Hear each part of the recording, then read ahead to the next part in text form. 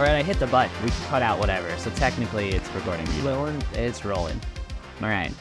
Thoughts about the movie? Thoughts about the movie. Welcome to special Synaxis car drive episode. This is the car drive episode. On our way back from Where Are You, Adam? We just drove a couple hours to go see an Orthodox documentary. That's awesome.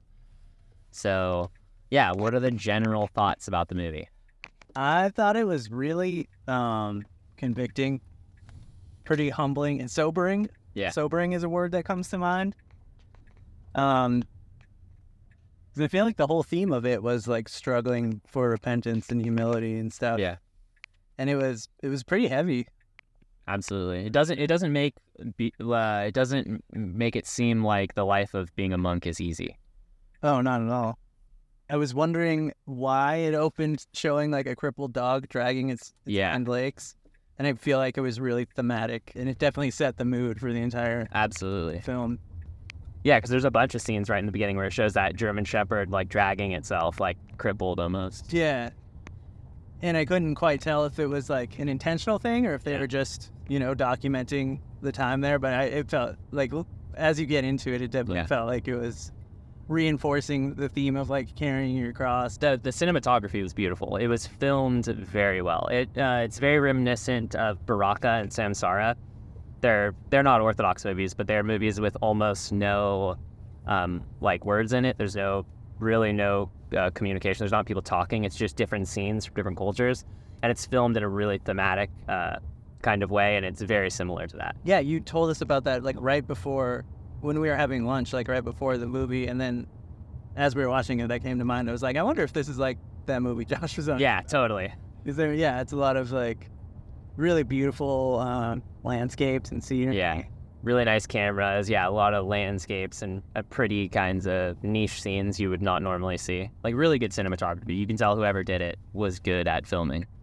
Yeah, just like that slice of life on Mount Athos in the Dochariou monastery. Yeah, I'm not sure how to say it. I think that it was something like that. And I think it was filmed by a deacon or a priest. Yeah. Because I know that you contact one of them to like get a hold of the movie. And I'm pretty sure that what I read about it is they went out and stayed there a couple of years to film it because... Yeah, I was wondering how long the filming was because they definitely went through a few seasons. Yeah. Yeah, it was really beautiful. It was really somber at times. Yeah, there were some sad times. Because, I guess one of the main... It feels weird calling him a main character, but one of the focal points of it was the abbot, Elder Grigori, I think is his name. Yeah, he was the Granda. He was like the head of the monastery. Yeah, and he's obviously getting older and suffering, and a lot of the first scenes was just showing the monks laboring real hard. Yeah. And then it said, this is the life of a monk, just non-stop labor. Yeah. It had that intense music going. That seemed kind of oddly out of place, but I guess it was just showing how intense the toil was. Yeah. Yeah, they did a good job at making it seem hard. It was really reminiscent of when we were at St. Anthony's in Arizona. Yeah, definitely. It's even how they eat the food at Athos. They must have gotten that from Athos. Oh, yeah. The food style, it was exactly the same. I saw them set the food thing up and was like, oh, that's how we ate food at St. Anthony's. I mean, it is an Athonite monastery. Yeah. So Elder Ephraim from... I don't remember which monastery Elder Ephraim was from, but... Because there's a lot of monasteries in Athos, right? Oh, yeah. Yeah, it's ton. So does every monk have a separate job they do, or do they all have to take part in each job? It might be a mix of both. When we were at St. Anthony's, there was definitely the monk. There was woodworking monk. Father Minas was woodworking monk that we worked with for a day or two. And then there was one of the days we helped in the tomato greenhouse, and there was a monk that seemed to be his thing, growing all the tomatoes. So I'm sure that there's some amount of specialization that happens where, you get good at the woodworking monk is the most useful for making wood stuff, so it's probably not super wise to take him off that. But then there are a lot of things that seem like they switch, serving in the kitchen. That seems like something that's maybe not that this is a person's job. It kind of looked like it went through a shift. I want to be the cat monk. Yeah. That was really cool. That did seem like a really cool job. That's all that. Yeah. You don't have to name them. Just it was 100 cats that just started falling over you constantly. Yeah. It was really good. Yeah. The cats have a job too. Like, Yeah. You got to work too. Just Yeah. sleep and eating all day. Yeah, it was interesting to see like the head abbot be almost like in a sense regretful that he decided to go out there. Yeah, he never explained why, like his reasoning. He said something like, what was it? I have a lot of regrets. I regret becoming a priest, and I regret becoming an abbot, and I weep over it every day and stuff like that. And it just struck me as somebody just being like super humble. Yeah. And Yeah, like if not sure if he'll be forgiven for his sins. He's like the head of an abbot at a Athos monastery. yeah, he was just taking it all. He was taking responsibility, like really, really deeply, and just feeling unworthy for his position. It's funny because he was the only guy that took that position about himself, where every other monk that talked about him was like he was the best dude there. Yeah. That the only reason any of them succeeded is because he would get up in the even though he was very old and would constantly have someone help walk him around, you know, like people on his arms constantly. Like everyone else there seemed to be like, it's Christ and the Theotokos and him that keep this thing going. Mm-hmm. Yeah, and there's a quote from Elder Silouan, who is an Athonite monk, that I kept thinking of, which is, keep your mind in hell and despair not. So I think that's what I have a feeling that's what he was doing.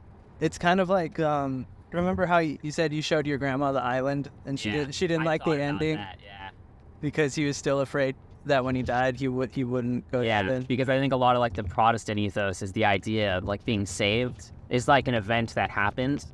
You know, it's some conversion thing. Maybe it's some spiritual like awakening or some kind of big, meaningful, impactful, phenomenological event in someone's life. And that's like usually like a past thing, you know, like you are saved. It's like one of those things you can be like, oh, I've been saved. So, and my grandma's very old. So I think the idea of thinking that she's had 80 years of being like a devout Christian, but that maybe she's not on the right side of the God team, you know, I think there's a part of that she didn't really like the ending to the island because it seemed like he wasn't sure he was going to go to heaven. Yeah, because there's an element of it that feels almost like psychologically self-abusive. Yeah. And it's definitely really heavy. I don't know if I would ascribe that to these monks though, but yeah, because there was another scene where he was saying something similar. I can't remember exactly what it was, but he's like, when we meet Christ, he might send us to hell, but St. Michael will be there and he'll be praying for us. Yeah. And I guess I got the feeling, I'm pretty sure St. Michael's like the patron saint of that monastery because he was all over that. Yeah. And It was interesting. The first time they showed his face, he's mourning. yeah. And it's, my first thought was like, oh, it's like a funeral or something. But it was just, he was an initiation for one of the new monks. Yeah, they were taunting him. Like overwhelmed with emotion, or I think he was also in a lot of pain. It seemed like he was really suffering. He was having a hard time like standing up and stuff. But yeah, that was a really powerful scene where they were taunting the new monk and he was taking all the vows. yeah, it's quite a vow to take until you draw your last breath. yeah, Yeah. Yeah, one of the things that brought me out of it a little bit was like the random ragtime jazz music. That was the most unexpected part of the movie. But then it turned out it was actually one of the monks playing piano. And when it made more sense. And at first I was like, what a weird like artistic choice. And they're like, oh, it's a monk playing piano. All right. And another thing I was really impressive with the sound design. Oh, the sound was great. The score was awesome. It was definitely really technically well made. Yeah. And it's cool that they even got permission to go out there because the monks on Athos aren't exactly known for being friendly to cameras. Yeah. No. I think that there was a 60 Minutes that was in there like 10 years ago or something. And I think that was after a long time of them trying to get in. Right. And getting denied repeatedly until one of the priests was like, all right, you can come out. And I think that they still did a respectable kind of thing. But yeah, I don't think it's easy to get into Athos to record stuff. I don't think so either. I mean, there have been a few, like I guess probably a handful of documentaries that have been filmed there. And I'm sure it depends on which monastery you're going to also. There's one, it's not on Mount Athos, but there was one, Meteora Monastery in Greece, where they filmed For Your Eyes Only, the James Bond movie. Oh. They did an action scene there, and I guess there was like a huge protest from the monks where they set up all these obstacles for them. They didn't want them like because they have like a chase scene with a helicopter and he's running across, like, it's like a really scenic place. Like, I can see why they would want to shoot a movie there, but like, monks live there, and they're like, we don't really want you Hollywood types like, Yeah, totally. ruining our prayer life. But It was cool. There was a lot of people who turned out. There was more people than I expected to be there. it's like 120, Yeah, like that. something like that. It seemed like almost a full theater. But yeah, A lot of Russian accents. a lot of Russian. I'm also pretty bad at telling them apart. It could have been Russian, Yeah. Ukraine, The lady like some next to me Slavic was- one, yeah. The lady next to me was Ukrainian. A couple monks from Platina. Cool. Yeah, there was a bunch of monks there, many priests. Everybody was very kind, charitable. Yeah, we got some interviews from a couple people. We'll probably cut in at the end of Yeah, this. we should definitely do that. They were very nice. Yeah, Father Elijah was really cool. Father Elijah was super cool. I'm glad we got to talk to him. I think Yuri was one of the guys. Yeah, Very Yuri. cool too. We saw Kyle there, but we did get, I think he zooped out, right? Yeah, there Yeah. were some e-celebs, There were some internet Orthodox e-celebs there. That's cool. not counting us. We don't count. Yeah. We do not count. Except the priest that we told to follow our Instagram already followed the Instagram. Kind of cool. Yeah, that's I thought the food looked really good.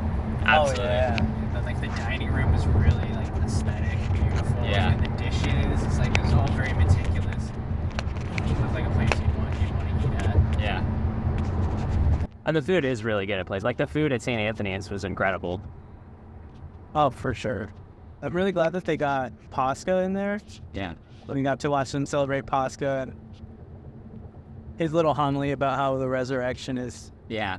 the only thing that makes anything make sense, and without it, everything is hopeless. Yeah. And it's the thing that gives dignity to human life. It's really powerful. Dale played the egg crack game on Pascha. It was great. Yeah, yeah. That's cool. And and there was a nice little like moment of joy in the midst of all this like really heavy, like cross bearing that Yeah. you're watching. They do a really good job at showing like the struggle it takes to live a monastic life, because it's kind of a thing that I think a certain type of person would feel like it would be really cool. Yeah, And he's like, I'll just escape the world and all these modern things, and I won't have any mills, and I'll just go live. And then you see this kind of thing, and you're like, wow, it's a lot. It seems like it's harder to do this than it is to just pay some bills. For sure. Oh yeah, yeah. That was the humbling part about it. Where it's like I don't know if I would be cut out for that. Yeah. I feel like part of me feels like I would. I'd be like, I would crush at this, and then I go out there and I'm like, this kind of is not fun. It's not as fun as I wanted it to be. Yeah. But it is cool to see them all struggle out there, and they really are a brotherhood. There's a lot of moments where you can see them like enjoying each other's, like having little moments of peace and joy with each other, just doing random stuff. Even though they're working hard, they're stealing each other's hats and playing jokes Yeah. and stuff. It was cool. Yeah, it was great. There was one part where it looked like there was some sort of like kerfluffle on board. Yeah, they never explained that. What was that about? I haven't The been- guy like gets down on so it was something emotional was happening between them. Like Yeah, I forgot about that. I like that. Yeah, it almost looks like that was the area where people got off the boats. So at first I thought it was like someone who showed up there, but I think it was just one of the monks. But yeah, there was someone who was having a hard time, for I kind of like how they left a lot of that stuff just unexplained. Just Yeah. Like, oh, what was that? Add something to the mystery.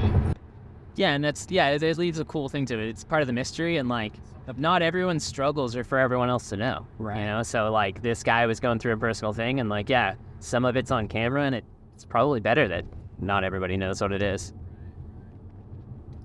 Oh, but to your point about like the romanticizing like monastic life and stuff.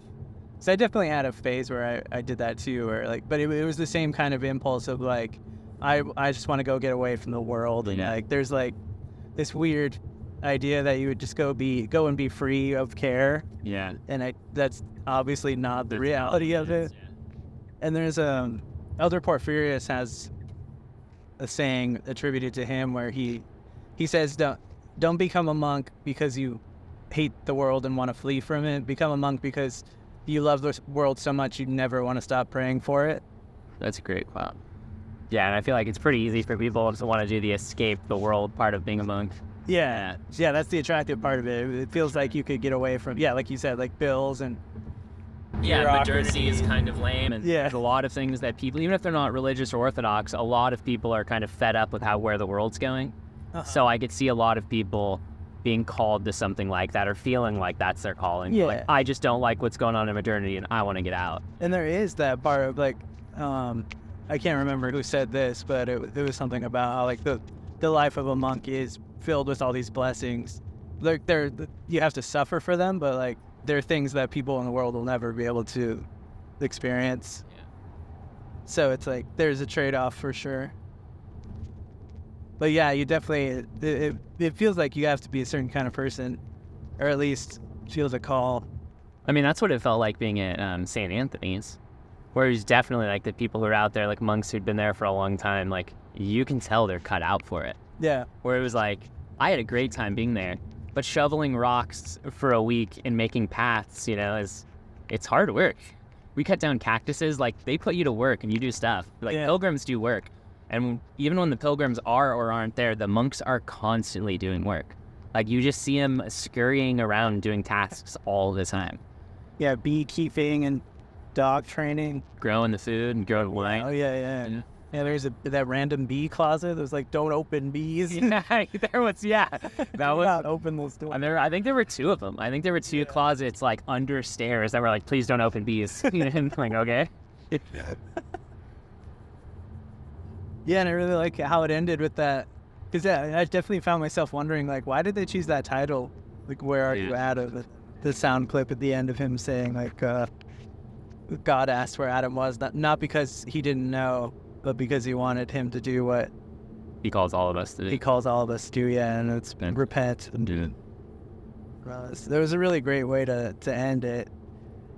In some ways, it felt really anticlimactic, but it's not like, that's not the kind of movie that like you would have an actual like story or like plot wrap up.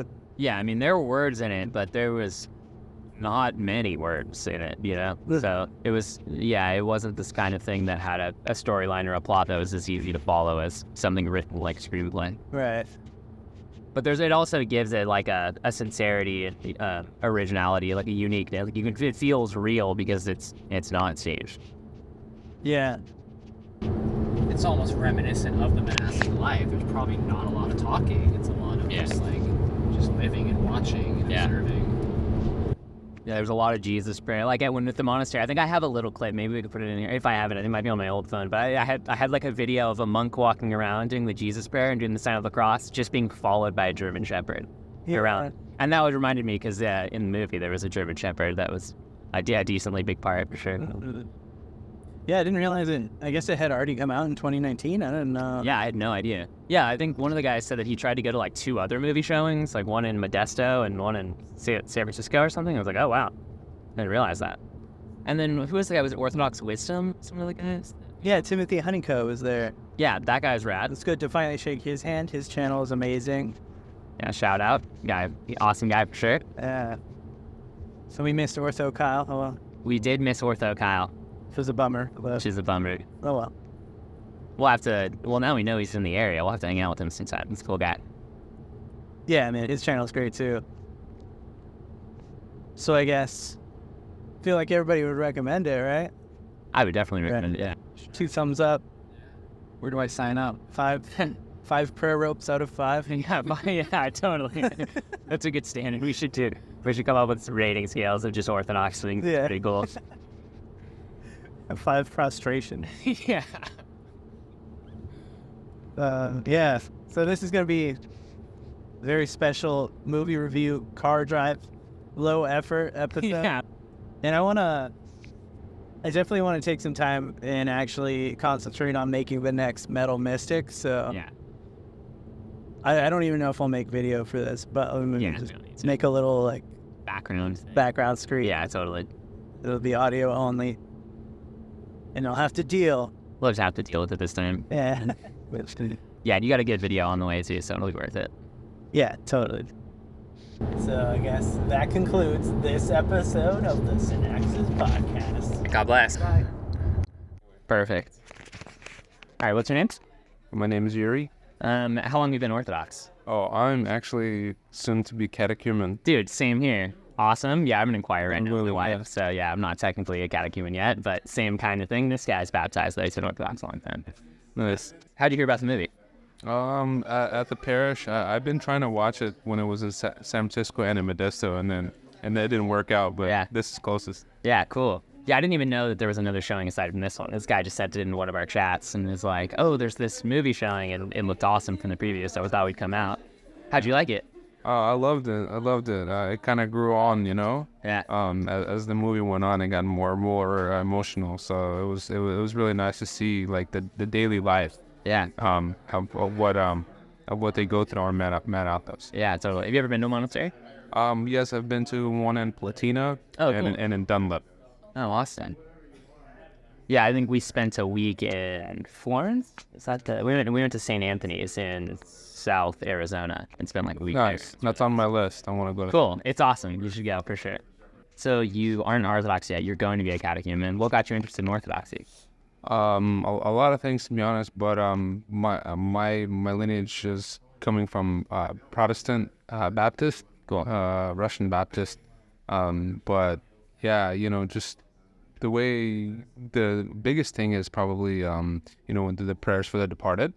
That one kind of led me to pray first for a loved one, and when I went in there, I met Father Paul, who's a priest, and I was my first interaction with like an Orthodox, and the first thing I thought was like, there's, holy people, like good people in Orthodoxy, and that kind of sparked my interest. And then from there, COVID was a big thing, so that kind of really led me to see where I'm at in my faith and my faith in God, because the churches were closing down. Yeah. So I was learning a lot about Orthodoxy 2020 and 2021. Just through online sphere? Yeah, just online. A lot of Father Josiah Trenum, Trenum's awesome. Jay Dyer, Obviously, yeah. and now Kyle Orthodox. Was he here right now? Yeah, Dude, that's so. I saw him walk by, and I was like, he was in the bathroom, and I was like, dude, I think Kyle just walked by. We're gonna have to find that guy. Awesome. Yeah, for sure. Cool, man. Yeah, dude. Thanks for answering questions, dude. No problem. My pleasure. I'll check your channel out. Yeah, dude. Yeah, Synaxis podcast. Hey, what's your name? My name is Joseph. Awesome. How long have you been Orthodox, or are you Orthodox? I am. I was just I was baptized in January. Congratulations. Yes. Cool. Yes. Understand. How did you hear about this film through your church? Yes, of course, through my father. So yeah, How did you like it? I loved it. It was awesome. Seriously, it was, with becoming Orthodox, it was really nice being able to watch a film and being exposed to a lot of what I've been hearing about and being introduced to in the faith. And so it was awesome. Very, very great, beautiful film. Do you have Orthodox people in your family, or did you No. on your own? I came on my own. Cool. So yeah, I'm trekking it by myself, but obviously I have a really good, Orthodox community that I'm a part of. So yeah. It's awesome. All right. Well, what's your name? Priest Elijah at All Saints Orthodox Mission in Lodi. How long have you been Orthodox? A couple years, Couple years. but we were. It's a long story. It's a long story. Yeah. A long journey to Orthodoxy.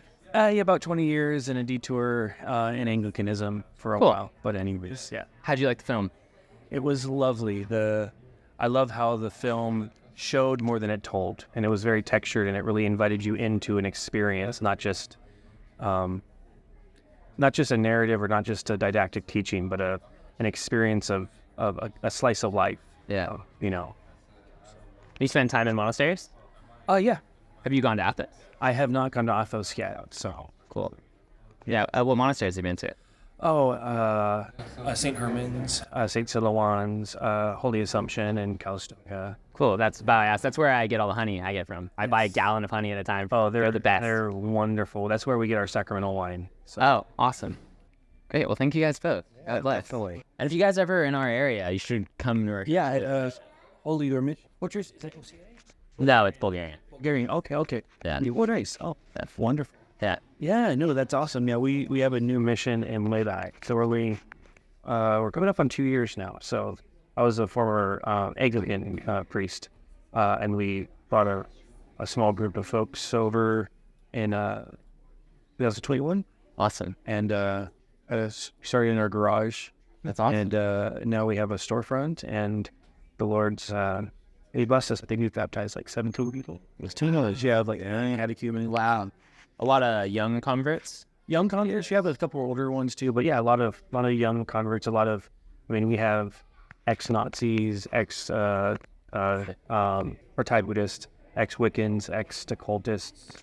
So then relatable, cool. Yeah, so like very like, and a lot of forward Catholics. Yeah, totally. Yeah, part of our podcast talks like deals with the cultism and stuff because you're both kind of interested back in there. So Yeah, well, I mean, it's yeah. So I mean, it's the Lord's. There's the darker, the more the light of Christ shines. And so like here in Northern California, like our missions, we have St. John in the west and St. Sebastian in the east, and we're like right in the middle. And then if we look up, we have Blessed Seraphim and St. Sebastian, I believe, like walked the streets of like Stockton and Lodi back in the day. And so like California, I've spent most of my life in California other than like 10 years in Southeast Asia. where in Asia? China and Northern Thailand. Cool. So Protestant missionary and a Bible translator and stuff for a while. Wow. You speak Chinese? Yeah, Mandarin. Yeah. That's awesome. Yeah, my wife's Mandarin. We have 4 kids growing up. My wife's half Chinese. Oh, no. But yeah, no, and so like, California, is an interesting place, but it's a holy place for Orthodoxy. I know I was at the Ropor clergy retreat in March, whenever it was. I remember somebody from out of state was kind of bagging, oh, you guys in California and San Francisco, oh man. And Father Peter, archpriest or proto-priest, he goes, what do you mean San Francisco is such a horrible place? It's one of the most holy cities in America. We have 14 liturgies offered every Sunday. We have the relics of St. John. We have, then he just lists off a litany of saints that walked there. And you start to realize, oh yeah, like you're like, can't look with human eyes. Like this land is, at the cusp of the West, but is being redeemed and produced people like, St. John or, for a season and people like Blessed Seraphim were products of this crazy land. And so it's a good place to be. And it's, do what we can and Lodi. So It's awesome. Man. that's a little. Awesome. Thank you for sharing. Thank you both. You, Josh, and Jordan. Josh and Jordan. Lord bless you both. Thank you.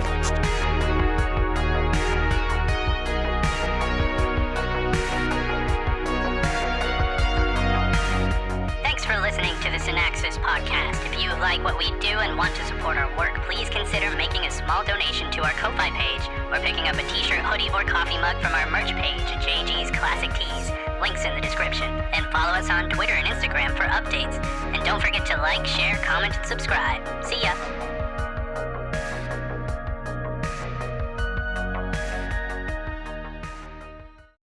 Synaxis Podcast. Are you on Facebook or Instagram? Just through the Synaxis. Yeah, on Instagram we're at Synaxis too. I'll add you on Instagram. That way. Yeah, and if you ever write us, we will write back. Oh, look at that. I was already following y'all. Look at that. Yeah. Sick. I'm a little bit faster on the draw on Instagram. We're able to see like Icon and Tobias and Logos Rising, which are 2 friends of ours. Yeah. Already follow y'all. Great. Georgian friend. It's like, all right. Yeah, I trust. Like if some of these people follow y'all, Cool. I'm down. I'll actually have to listen to it. But anyways, Great. Josh and Jordan, Lord bless you. Great. So Thank good. you.